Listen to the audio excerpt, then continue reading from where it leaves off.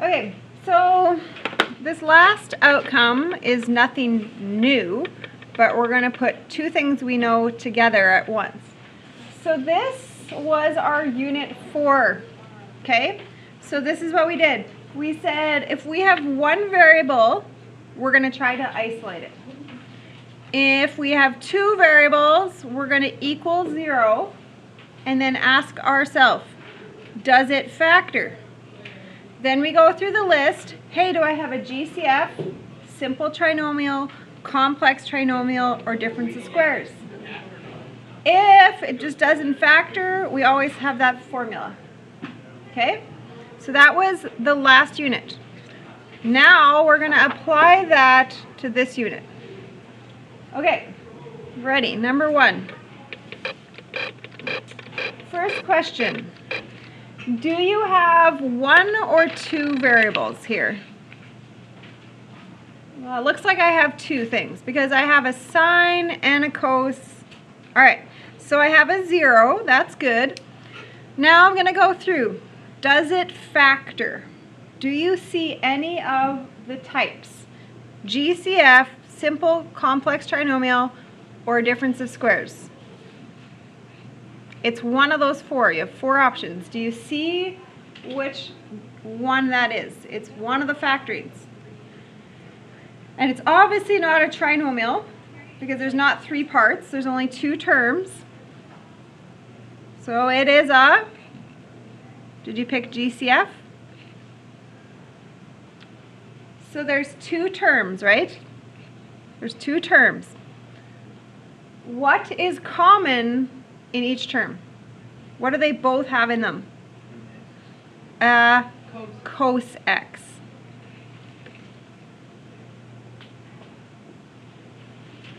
Yeah, for this, for trig, if it's a cos x, you can't just take out an x like that. It'll be cos x.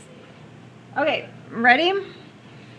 If I divide the first term by cos x, I'm left with 6 sine x.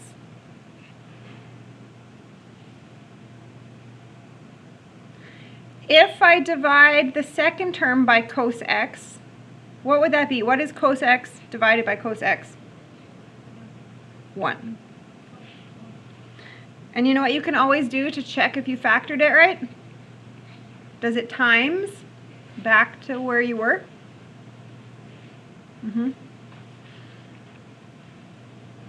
Okay, so here cos x equals 0. Remember doing this with how we've been factoring and solving? And here sine x equals, this is where you're going to have to do one of those opposite divides, right? -1/6. Okay, so you did that exact same thing last time, but when we did it, we just did it with x's, right? Now we are doing it with trig stuff. All right, now I'm done that. That's the algebra, and now I'm going to go into trig mode. So first of all, which quadrants is cos 0? Well, that's not positive or negative. So it's not in any quadrants. So where does it have to be if you're not in the quadrant? On some line. Okay, 0 happens to be somewhere on my unit circle because I just remember that number from my unit circle. So where is there a cos is which one, x or y? Cos is the x. Cos is the x. Does anybody know where x is 0? 90 and 270. So 90 degrees and 270 degrees. Those work.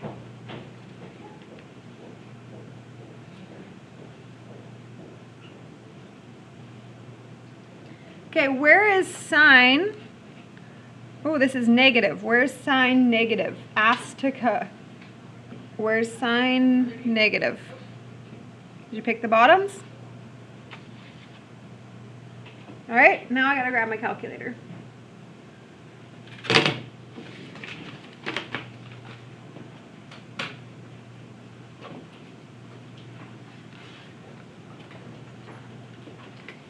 Okay, what are we pushing? We're gonna push second sign of positive 1 divided by 6. That's what we're pushing in our calculator. Okay?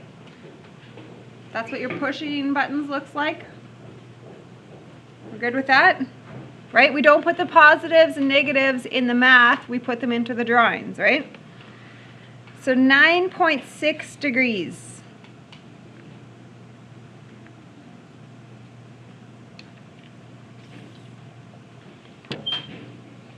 So what is that angle? So this would be your 9.6 degrees, bigger or smaller? Bigger than 180. So 189.6. And then what do you think about this one? Your 9.6 what? Less than 360? Does that make sense where you are? So 350.4.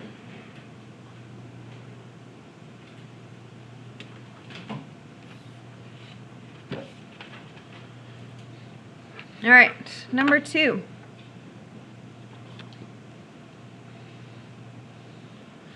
Okay, so I have 2 variables because I have a sine squared and a sine, right? That's like having this, x squareds and x's. It's the same idea. Okay, which of the 4 factoring types do you see? Which one are you thinking? Is it GCF, simple trinomial, complex trinomial, or difference of squares? It's one of them.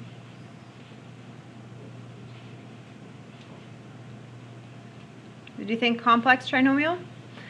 Why is it complex, not simple? Because what does it start with? A 3 with the squared, right? Okay, so I'm gonna, do you remember this? I'm gonna flip it. What is the first times the last? Plus 12. 112, 2, 6, 3, 4. Those are the options. And I need the combo to be able to make me a negative 13. So I'm going to pick that, and it needs to both be negative then. Does that make sense? Okay, so here I could do sine x times 3 sine x. And that's it. That's the only way to get that. 1 sine x times a 3 sine x. That's the only thing you can do there. What's the way you can get the L? There's actually 2 options to get L. 1 times 4 or 2 times 2. Okay, here's your puzzle. What goes with what to make a 1 and a 12? Can you put some things together there? A 1 and a 12. So that's how I'm going to create the 13 sine x.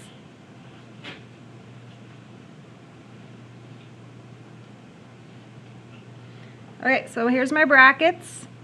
Sine x and 3 sine x are in the front. We're going to do partnership, partnership. So we put 1 sine with a 1, 3 sine with a 4. And they both were negative.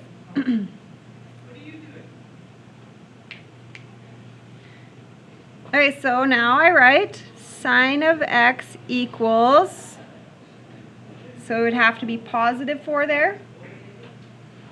And here sine of x equals positive 1 divided by 3. Opposite divide.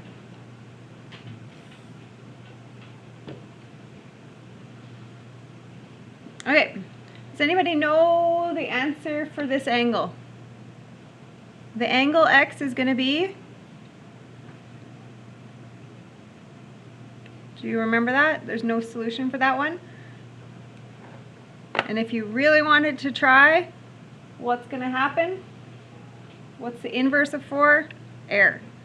Okay, so if you didn't remember that, you'll find out because you'll be on your calculator and then that will happen. So sine the y can't go out of that and that. Cos the x can't go past that and that. So -1 and 1, that's as far as you can go. Okay, sine is what quadrant? What are we going to do here? Positive. Okay, 1/3, we're going to have to type that into our calculator.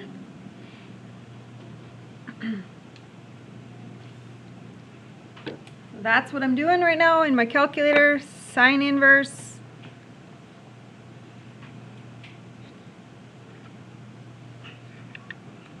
So I'm getting 19.5.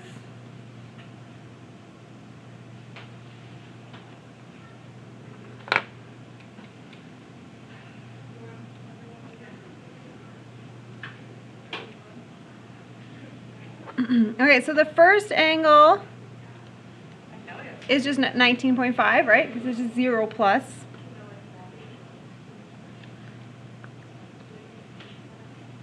And then 180 minus will be the other one. So 160.5 degrees. Okay, and does it make sense? Because of where it is, that's the answer.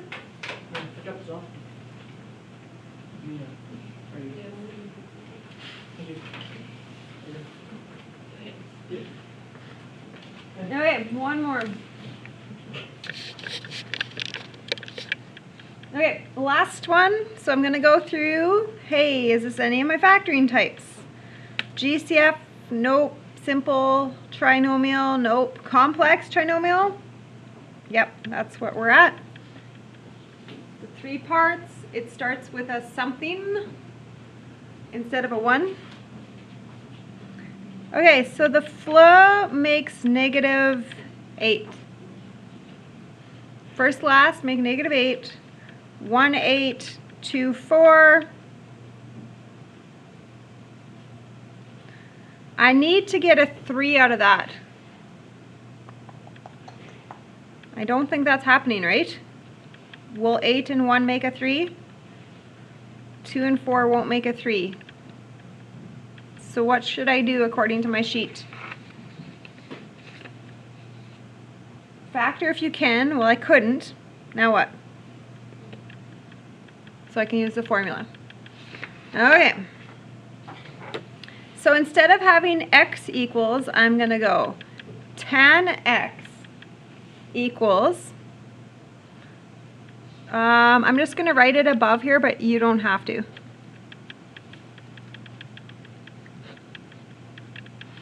Okay, here we go. -b. So what do I replace? The opposite of b is +3 plus minus the root of the b number squared should be 9 subtract 4 times a 2 times a -4 all over 2 times 2.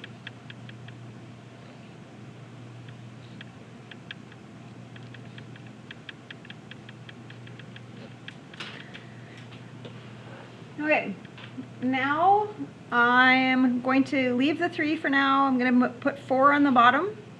And I'm going to go into my calculator and figure out what is 9 subtract 4 times 2 times negative 4. So that's what I'm doing in my calculator.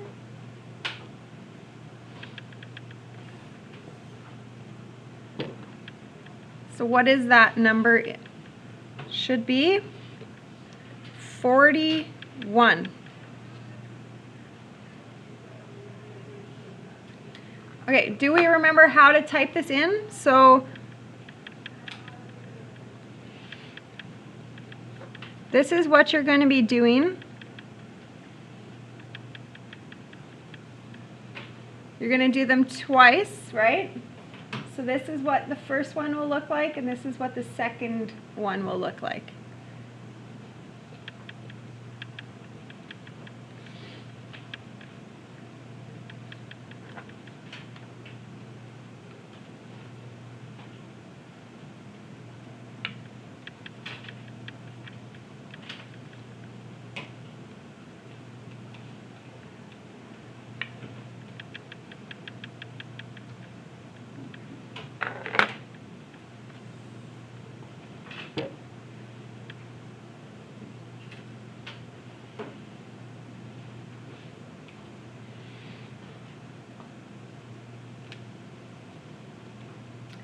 Okay, how did our quadratic formula come out? 2.35 and negative 0.85. Those are okay. All right, normally that's where we would end because that's our end of our algebra. But now we haven't solved for the angle. What we did was this is just the trig value. Okay, and do you notice how I don't have x equals? I have tan x equals. Okay, so now I actually want to figure out x, which is the angle. So where is tan positive? There's where tan is positive, diagonals. Tan inverse. So I'm going to tan inverse 2.35, 66.9 degrees.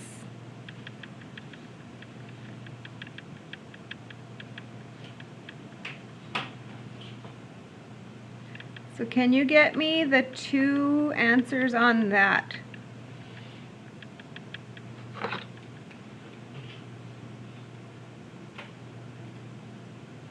Okay, and we know we're doing 180 plus.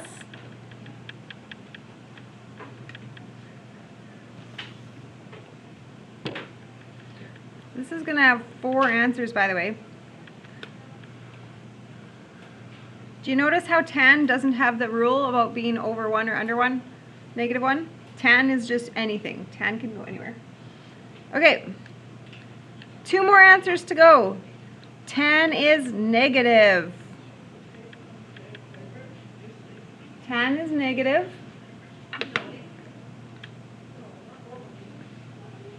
Alright, tan inverse 0.85, and I get 40.4 degrees.